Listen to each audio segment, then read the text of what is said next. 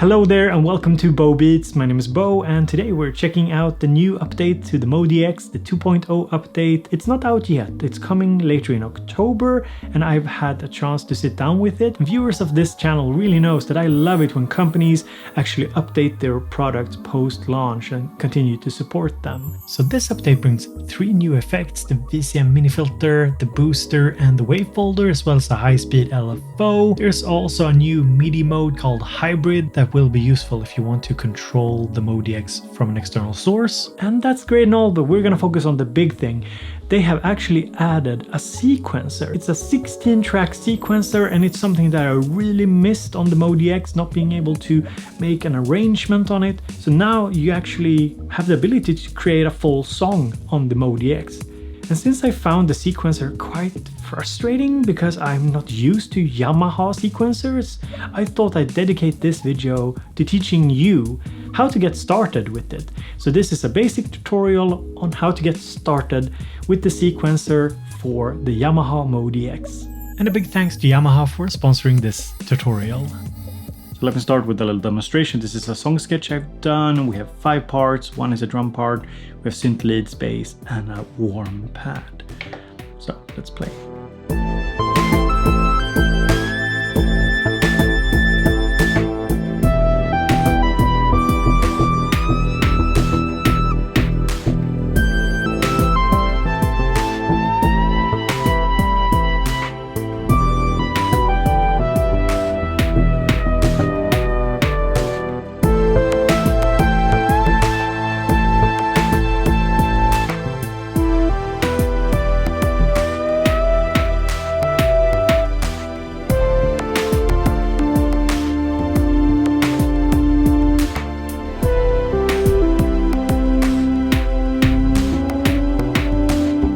The song demo here consists of 5 parts. We have a little warm pad here and a synth bass,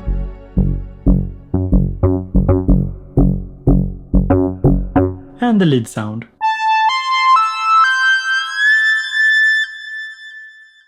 And of course we have a drum kit.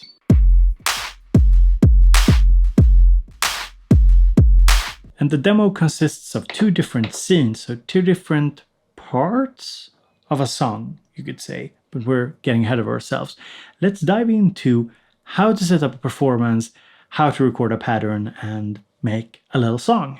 First up, let's find the new pattern sequencer. We can just hit play rec here. You see MIDI, audio, and pattern. So this is the default view that you can see here. And don't worry, we'll go over all the basics, so don't get confused already, because it can be a little confusing if you aren't used to the Yamaha style sequencers. So what you're seeing down here is of course the parts, the different sounds, the different tracks. So as you can see up here, you can see new pattern 10 and performance name Bo 2. And there's a little connection between them. This means that Bo 2 is stored with pattern number 10. So whenever I load pattern number 10, we get the performance Bo 2. So what does this mean? Well, it means that you have to start by selecting the performance you want to use. A performance can be 1 sound up to 16 sounds or some kind of layered sound or split sound. So let's start from scratch and I want a pad sound.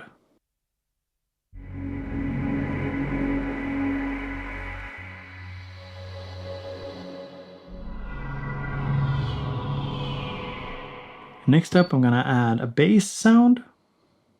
Let's see, bass.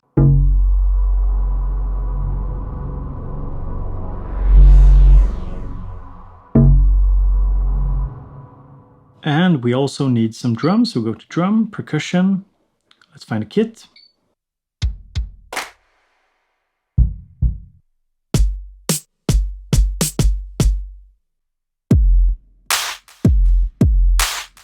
Let's go for this one, electro kit. We need some kind of synth lead as well.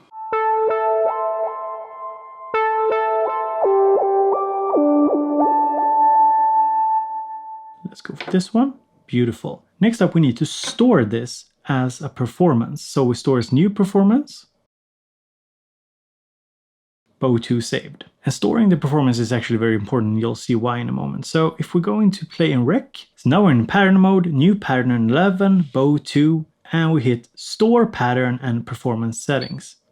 There we go. So whenever I'm switching between pattern number 9 and bow 1 and pattern 11, we get bow 2. So they are connected. So to keep in mind, if you do changes to the performance, you actually need to save the performance because the pattern is linked to this performance. It doesn't save automatically, but you can of course add more tracks and sound as we go. Just remember to save the performance because pattern and performance are linked together. So where do you start to record? Well, you can see we have time signature. We're going to keep it 4/4.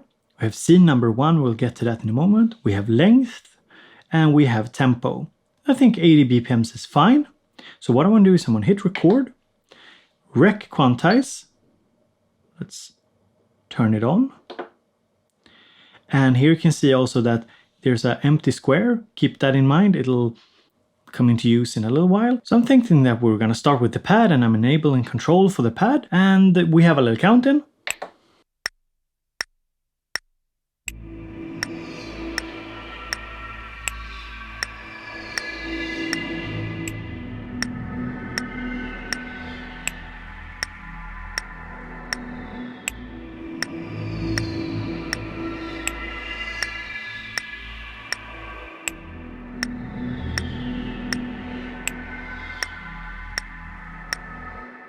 So next up, let's record the synth bass, and for this recording, I'm actually gonna lengthen it. So here you can see me changing the length, and this of course only applies to the bass. The pad will just loop its 4 measures, and I'm also changing the recording type from overdub to replace.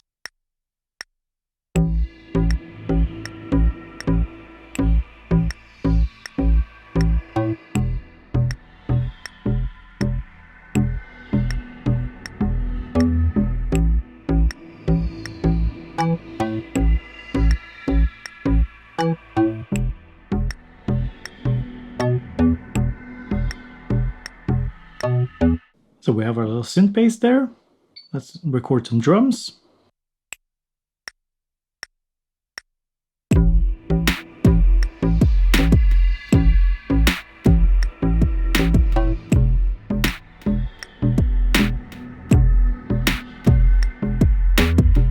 Let's overdub.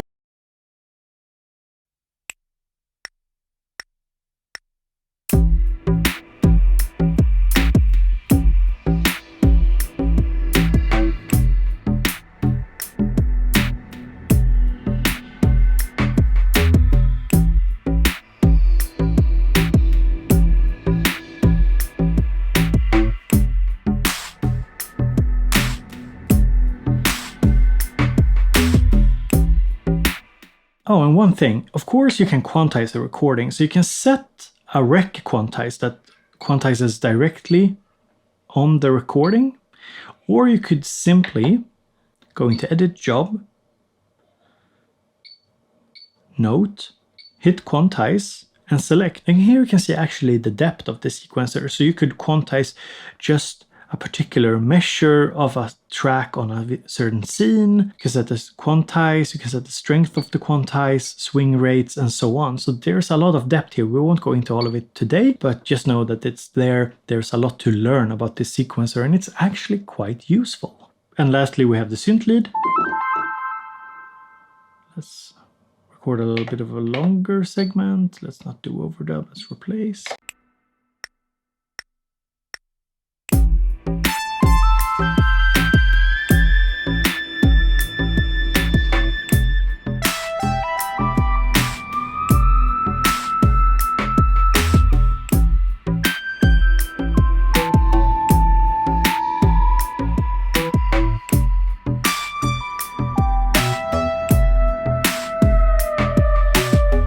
Now we recorded drums, bass, with pad sound, a lead sound into pattern 11.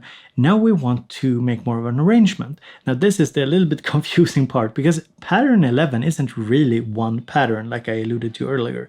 It's actually a collection of patterns. It's the patterns for the individual tracks, but it's also the patterns in each part. So we have 8 parts, and if we go into edit/job, so edit is a good name, job is a little confusing maybe, but here is where you can edit a bunch of stuff. So we'll stick with overview for now. So here we can see that for scene number 1, we actually have a bunch of patterns. So these are all the sounds that have a pattern associated with them. And here you can also undo. It undoes the latest thing you've done. You can also save as MIDI file or load MIDI file from this point here. So we have a bunch of stuff under scene number 1, but nothing under scene number 2. So next we go into track. And here you have copy, exchange, mix, append, split, clear, divide drum tracks. These are all functions that you can use to copy data or append or split data from patterns. But we're gonna stick with the basics for now. So we have pattern 11 here. So of course you could choose another pattern associated with another performance.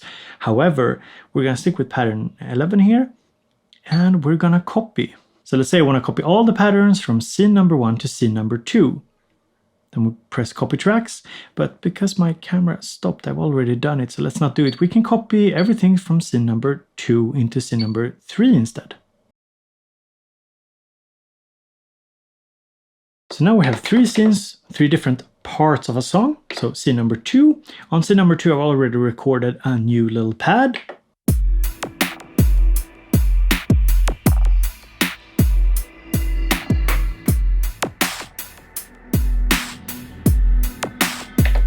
And if you pick up on it, I've also overdubbed the drum sound. Of course, we need to record a bass line, but first let me show you something else. Press edit, you can see that we down here have clear. So let's say, for example, I want to record a bass line.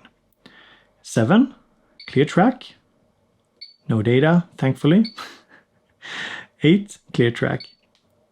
Yeah, there was no data there either. But anyhow, basically that's how you clear a track. So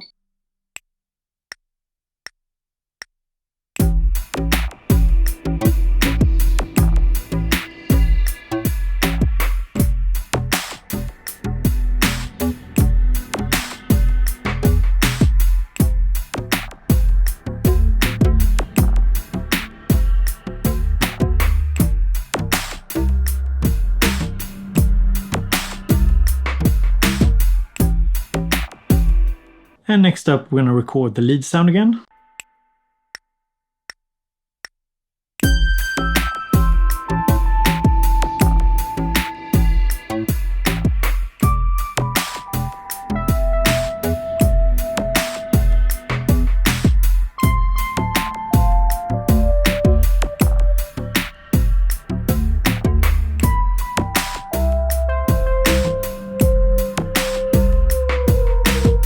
So now we have scene number 1.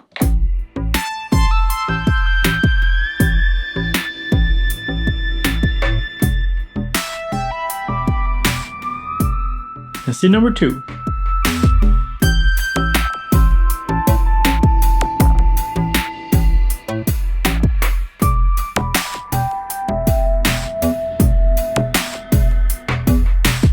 We also have scene number 3, so let's do something with this, something more aggressive maybe.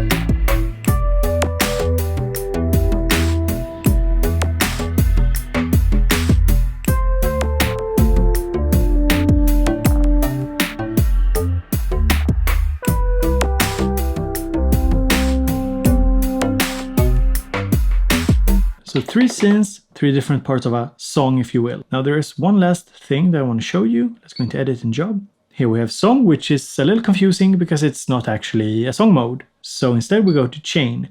Here you can create scene number 1, scene number 2, scene number 3.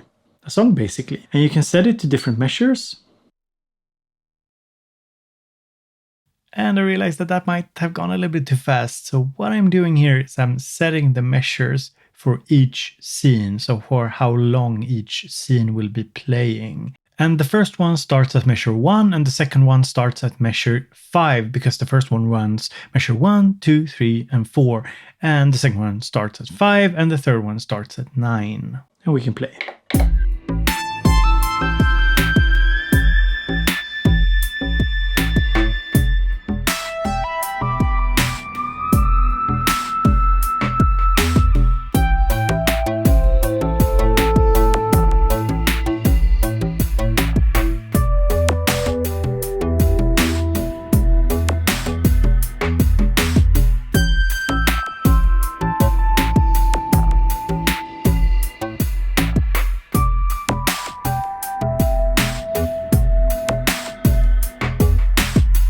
So this is how you use the sequencer. You set up the tracks you want to use, the different sounds, you select one of them, you select the length of the pattern you want to record, you make sure that you have the right tempo, hit record, hit replace or overdub depending on what you want, record quantize. You can also quantize after the fact, of course, go in edit job. Over here, note, we have quantize. You can also change velocity, you can change gate time, add crescendo, transpose, you can create rolls. You also have a bunch of different track settings. You also have user ARP and play effects, and you can create a chain, basically a song. So this was a little introduction to how to use this sequencer. I will be honest and say that I found it a little confusing at first because of the vocabulary. It's a little different. What you need to remember is a performance is a collection of sounds that you're gonna use. So if I add a sound here but I don't save the performance, the MODX doesn't know what to recall, doesn't know to recall this. So make sure to save the performance with the sounds that you're using. A pattern is more like song project, I guess. So you have the different parts and each part contains patterns for the individual tracks. So that's the way I would look at it anyway. So that's the new sequencer for the MODX, and it actually makes a huge difference for this synth. I really wanted a sequencer. When I was reviewing it, I thought it was a little odd that they didn't have a onboard sequencer. So now I feel that the MODX is a much more complete package, and I can see myself using it more also as sort of a songwriter's tool. I know that I have a lot of friends who has followed my advice and gotten a circuit or a Digitakt, and then they've sort of regretted that because they come from more of a singer-songwriter background or classical background, and they don't really like the whole step sequencing paradigm. And for them, I think something like the MODX, yes, I'm talking to you, something like the MODX could actually be very interesting because it's much more organic, it's much more classic in the way that you can create a full song on it. So it's a little complicated, there's a ton of more functionality that you can read up on, and I'm sure that others will do more in-depth tutorials. So hopefully you've learned how to get started. If you enjoyed the video, hit the thumbs up. If you want to, subscribe to the channel, and if you want to support my future videos, go to patreon.com/BoBeats. Thank you so much. Now go and make some music and have a great day.